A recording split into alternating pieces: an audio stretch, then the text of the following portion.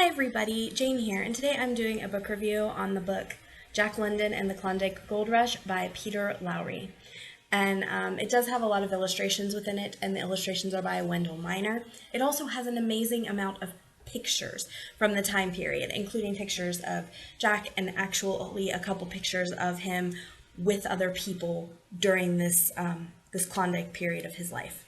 The book very specifically covers just the gold rush. It basically starts when him and his companions, I won't call them friends because that's a little bit misleading. They're not, you don't have friends when you're doing something like this. You have people you're working with.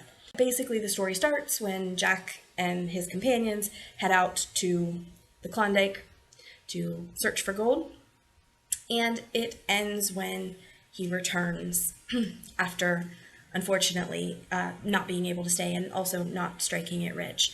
I don't feel like that's a huge spoiler because this is a biography, and if you're watching this, you probably know a little bit about Jack London. He went on later to write amazing books that took place in the Klondike, and also that's what he's famous for, and he got very wealthy off of those books. However, he did not his wealth as a in the gold rush. He came back with not a whole lot of gold, and certainly not as much as he was expecting. But anyway, I gave this book a 4 out of 5. And the reason for my rating, honestly, is I loved how it was very fun to read. It was told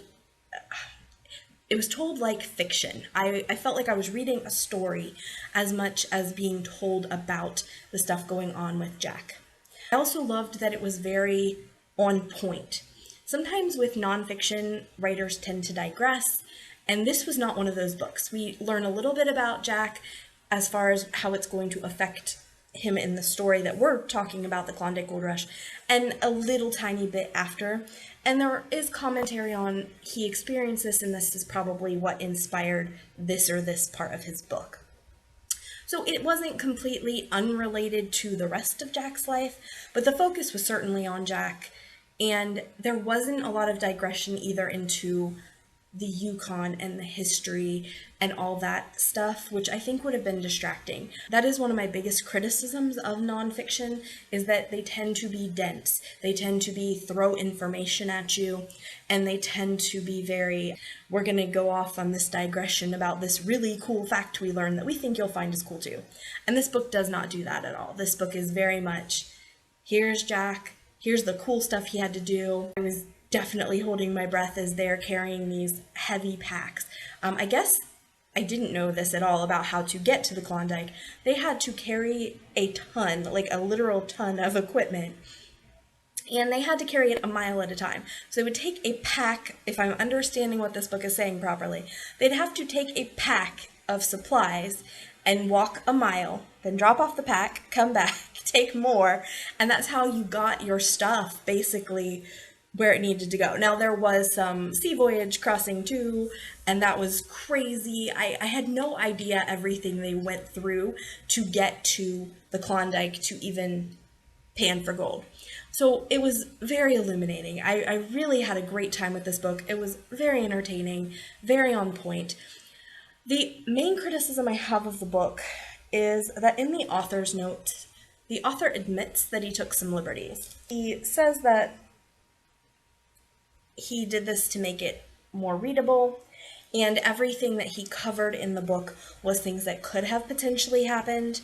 So basically he was taking information that absolutely did happen, that we have record of, and then kind of adding some stuff in there for the flow of the story. And again, I told you, this reads very much like fiction.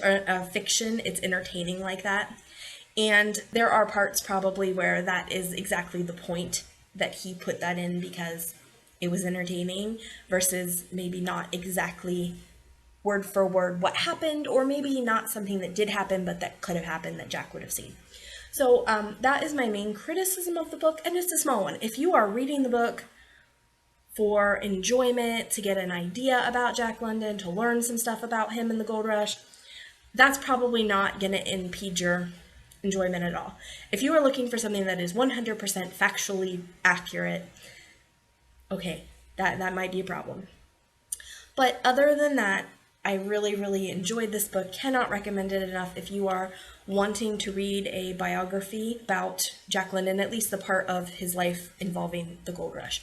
There is a section in the back of this book that covers, like, it shows you his complete timeline. So even though I didn't learn a lot about the other aspects of his life, I did, get to reference the timeline later and see, okay, so this is when he came back, this is when he published his first book, he got married, had some kids, got divorced. I get to see like a broader view of Jack's life from the timeline, but it didn't really creep into the story. Only mentionment really of things that happened after was either involving directly his books or he struggles with some ill health while he is in the Klondike, and a commentary about, he did die fairly young. He died in his 40s, and some of the hard living, including what he went through in the Klondike, may have contributed to his early death. I will say some of the things that I was amazed to find out about Jack London and found so inspiring is he wrote 1,000 words a day. Even when he was busy doing other things, even when he was struggling, and he did. Like, they do talk a little bit about why he wanted to go on this exploration for gold. He wasn't just looking to be rich. He was looking to make enough money so that he could write full time. And as somebody who wishes she could do the same, I was right on board with that and so sympathetic with that. Like, I was like, oh, I totally get you. So I very much like wanted him to strike big. Like, he doesn't. He eventually did obviously strike big as a writer, but he was hoping to hit it big so that he could concentrate on his writing. And had he become rich through the gold rush, who knows, we might have had many, many more excellent books by Jack London. I don't know. But, it talks about his perseverance. It talks about all of the things he was doing with his life, despite the fact that he didn't get rich.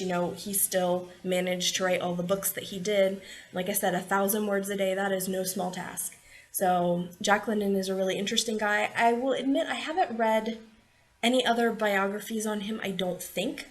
I had read, when I was a teenager, abridged versions of some of his books, although I'm planning on going back and reading, I believe it's Call of the Wild that I hauled last month. So that kind of inspired me to pick this up from the library. When I saw it, I thought, oh, Call of the Wild, I think, takes place like during this type of time, and I should find out more about it. So before I read it, that'll be exciting. So I wanted to give you my thoughts on this book. If you're a fan of Jack London, pick it up. If you want to read a biography that reads very easily, fictionally, pick it up. I was really, really, truly impressed with how easy this was to read. So those are my thoughts on this book. If you have read it, let me know in the comments what you thought of it. If you can recommend another really good Jack London biography that also is a fairly easy read and doesn't get too bogged down in detail after detail after detail about the time period and the gold rush and everything else, leave that below for me too, because I would love to check out some more biographies on Jack London, and he seems like a really, really interesting guy. Also below is my social media if you'd like to connect with me, and my like and subscribe button if you would like more content.